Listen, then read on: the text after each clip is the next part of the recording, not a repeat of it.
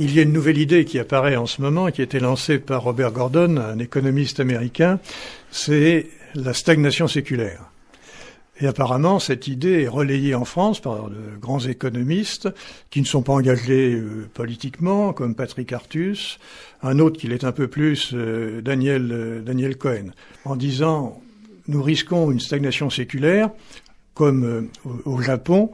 parce que il y a des problèmes démographiques, sauf peut-être en France, et puis d'autre part, le progrès technique n'est plus ce qu'il était. »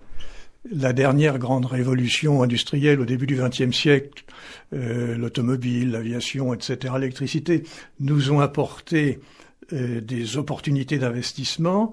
avec des fortes productivités. Aujourd'hui, la révolution, elle est surtout informatique, elle peut être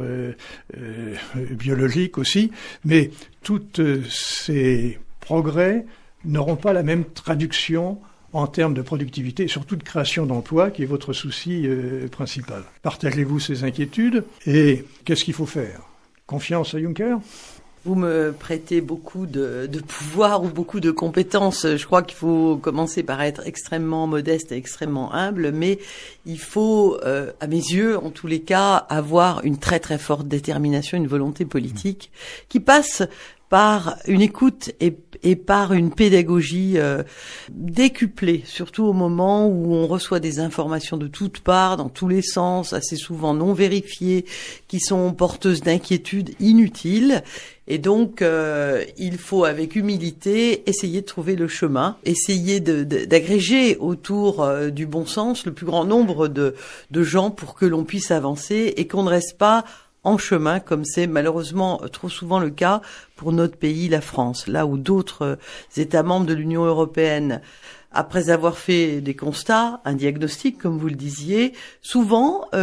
parviennent mieux que nous à poser la nécessité des réformes, à faire en sorte qu'il s'agit que le peuple y adhère, sinon le chemin est semé d'embûches, et ensuite donc récolter les fruits des réformes. Il y a pas mal d'États membres en Europe qui y parviennent et qui d'ailleurs voient des résultats qui sont sensibles, ne serait-ce qu'en termes par exemple de taux de chômage.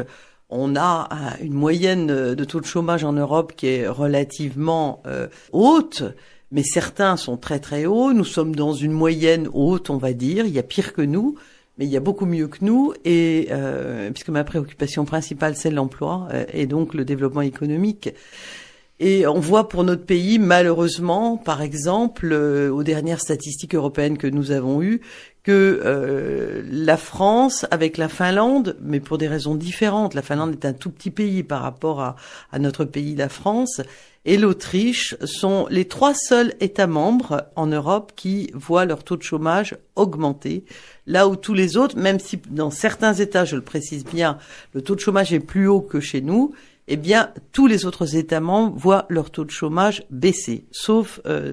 dans 3 pays, dont malheureusement le nôtre. Mais pour revenir à votre interrogation un peu malicieuse à propos des hommes ou à propos des acteurs politiques de cette Europe, moi j'ai une certaine confiance dans Jean-Claude Juncker. Il n'est pas de ma sensibilité politique, mais ça fait très très longtemps que j'ai appris que le monde tel qu'il va n'est absolument pas manichéen. Il n'y a pas d'un côté ceux qui auraient toujours raison et de l'autre ceux qui auraient toujours tort. La construction dans notre monde nécessite d'avoir une écoute, de dialoguer, de discuter et de trouver, encore une fois, le bon chemin à emprunter ensemble pour apporter des réponses. Donc je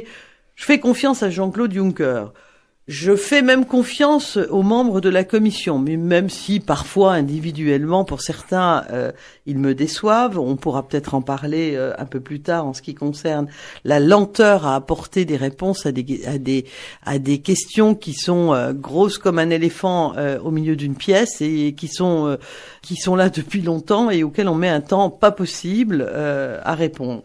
Donc, confiance à Jean-Claude Juncker. En revanche, je ne suis pas économiste, je suis plutôt juriste, mais sur la présentation que vous avez faite du débat sur ce risque de stagnation séculaire, je crois que plus que jamais, là aussi, c'est une méthode qu'il faut avoir, il faut savoir s'adapter. Ce monde bouge à une vitesse vertigineuse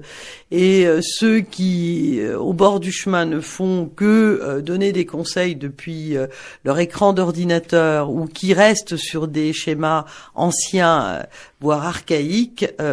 mettent des freins et empêcheront qu'on avance. Ainsi, on est quand même dans une espèce de conjonction, dans une fenêtre de tir qui économiquement pourrait être très favorable à l'Europe et à notre pays en particulier. La baisse du pétrole, les matières premières, la possibilité de doper la recherche, l'innovation, peuvent créer les conditions pour qu'il y ait des gisements d'emplois qui certes seront des emplois nouveaux, mais qu'il ne faut pas négliger. Ça veut pas dire, là aussi, c'est pas manichéen, ça veut pas dire qu'il faille jeter à la poubelle un certain nombre d'emplois plus traditionnels, mais il y a des veines là qu'il nous faut travailler, auxquelles on doit croire, tant en nouvelles technologies, en informatique, en numérique, où il y a des défis à relever, également dans toute la recherche biologique, comme vous l'avez cité, mais j'y ajouterai aussi tous les gisements d'emplois qui peuvent exister dans le domaine de ce qu'on appelle maintenant dans le jargon courant le développement durable, c'est-à-dire tout ce qui touche à l'environnemental et au développement durable des ressources même humaines, c'est-à-dire réussir à dynamiser ces veines